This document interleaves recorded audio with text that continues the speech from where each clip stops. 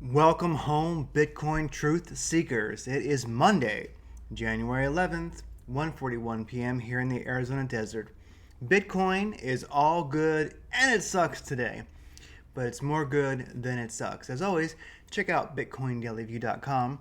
I've got a link to a fun interview I did yesterday with Crypto Love, and it's all about the parallel economy, parallel society. It's about fun. It's about living. It's a glorious thing. And also check out the links at the top here. Are these three stories related? We'll look at that as we get to the end of this. Now, USD market, crypto versus USD. It's an absolute bloodbath today, but it's glorious. Very few things are in the green. Bitcoin down 14%, ETH down 20%. It's a glorious day in the market. Let's look at versus Bitcoin. All right, versus Bitcoin, you got a few things that are not in the red. XRP is actually in the green, and BNB, Binance token, DOT is almost 1% up. Anyway, it's just in general, unless you're one of the few things that is doing well, like maybe XMR against Bitcoin, it's a red day in the market for sure. But note this, 20 billion, 21 billion basically in volume for Bitcoin last 24 hours. That is crazy. And as we can tell, what's that 21 billion been doing? Selling. Selling and buying. Because remember, to sell, somebody's got to buy. With that said, on Binance, this is interesting now. Check this out. Look at how this breaks out, this 20 billion. On Binance, that's 9 billion of it. Coinbase, 4.6 billion. And I have seen Coinbase the last 24 hours, kind of like since this started, or about 12 hours, I guess I should say, has definitely been a little bit flaky. I went to buy a little bit of this sweet dip a couple times on the way down, and Coinbase a couple times was not having it, so I had to go over to another place, actually Bittrex, and buy there. Bitstamp 2 billion, Kraken 1.7 billion, and everybody else is below a billion. So these little exchanges have been keeping up, but just barely. Coinbase has had a little bit of flakiness. This is a lot of volume. Longs versus short sentiment on where most of that volume is. 42% longs, 57% shorts on Binance. So let me refresh this one time here. See, I have that changes. A little slow. Come on, come on, come on. Move faster, faster, faster. We'll come back to that. Let's look at the daily chart here. Bitcoin on the daily. Well, you can see definitely we're taking a glorious dump today. That is really substantial. If we were to, let's for some fun do a fib extension on this. All right, fib on the daily. Fib retracement. Let's just start way back here where things kind of started. Let's go here, and if you can see, we're basically just coming down. We're down below the 236 fib line, and let's see if we visit that 382 at around 2700. That is possible, and the .5 is around 22.8. So, and we'll visit this again here, the blockchain whispers. So 47% longs, 52% shorts. So definitely the sentiment is short. I could adjust this a little bit. Let's pull this fib up to like here maybe, or even here. Let's see if we see, okay, if we pull the fib up to there, you can see we wicked to the .5. That would be rather interesting. And also you could even come down to here and draw this fib, and you can see where it's the .382 we wicked down to. So this seems to be working. I'm going to put it right here just for a little immediate price action on the daily, and look how that lines up. That's about a drop to the .5 fib. Let's see if we turn around from there. If we went to the 618, that'd be 26,000. Interesting that would be now, wouldn't it? These are numbers that definitely work fib-wise. Let's fire up the 3-day and see how that looks. See how it matches these fibs. Okay, if we go to the 3-day, the way this fib is put down, you can see it kind of matches a .5 wick. So let's see if we turn around from here. Note on the 3-day, for the first time in a while, the MACD has just slightly turned towards the negative. We got a white histogram bar. So that's a big deal. This 3-day chart is absolutely extreme, but of course it's being affected by the extreme dump today. Now, let's look at this again. This is something I wanted to note. Watch out here. This is the daily MACD. Many do swing in and out on daily MACD crosses. This is a powerful cross. So let's see if we start correcting here. If this truly is only a wick to the .5, we can see the body pretty much did stop at the 382.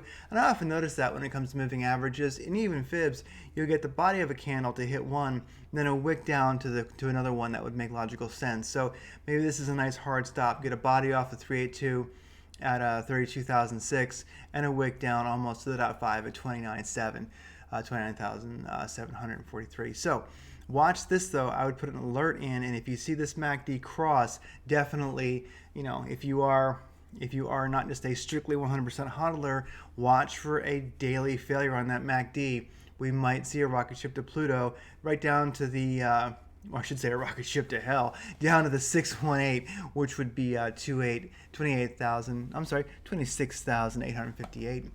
Those are some numbers to look at. Let's look at the 45-minute chart. Actually, you know what? Let's go back to here and let's look at some MACDs, okay? The 4-hour MACD, is that recovering at all? Let's see. No, and it's on the wrong side of the heartbeat here. So 4-hour MACD is crappy. Let's look at the 2-hour MACD for super immediate price action for Bitcoin. Okay, we're beginning to see the histogram close. So the 2-hour MACD at least is recovering. We'll have to see if that 4-hour follows along. I imagine it will. Do note this. I kind of like the looks of this here, this 2-hour chart, because if we do look on the 2-hour chart, which is very, it very works for Bitcoin. It does. We came down and basically we're finding support here on the 200 moving average, and that's good. This is a natural good bounce spot. I would figure that's good if we were beginning to find some traffic there.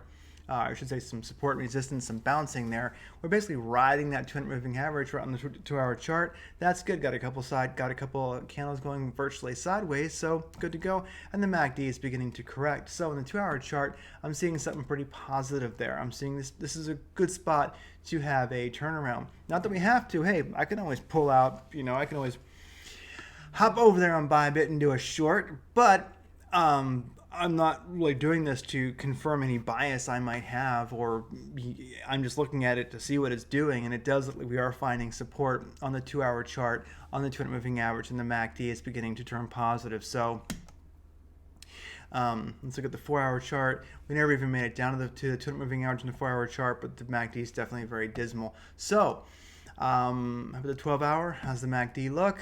MACD is negative on the 12-hour. Still dumping there, but of course we didn't hit the 200 moving average. And so once again, we go back here to the daily, and I just want to reiterate that. Watch this daily MACD. Put an alert in. If you do see that cross, then be wary. And also, like I say, it does look like we may have hooked up with some very logical fib lines here. How did I draw that? Right about here. Yeah.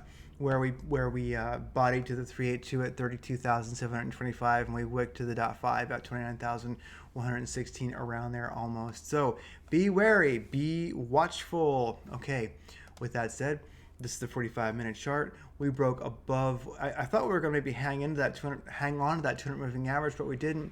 We broke below the 200 moving average in the 45-minute chart. We broke below the 314 moving average. Both put a little bit of a struggle up, especially the 314, but we are below it now, and we're kind of going sideways.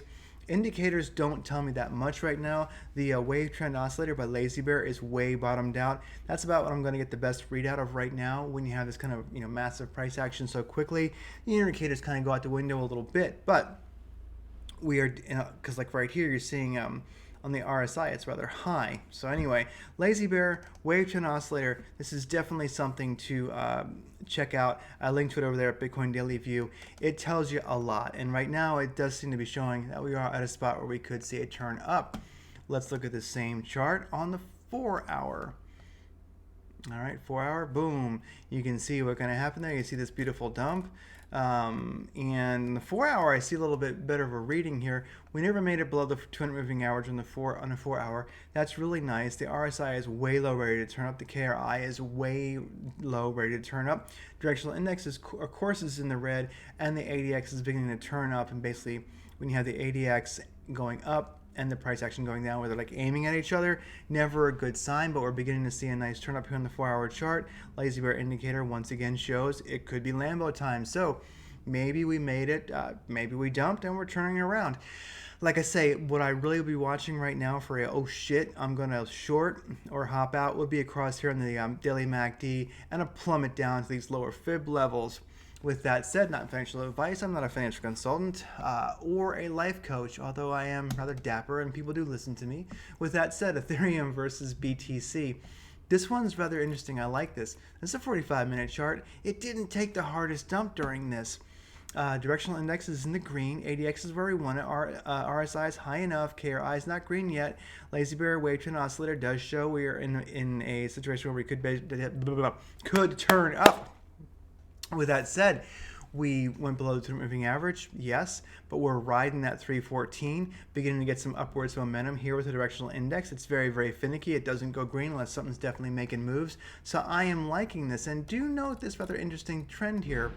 What's with that wick? I do tell you, I know this is not the best TA in the world, but wicks, especially long ones, oftentimes tend to tell you where something wants to go. So let's watch this.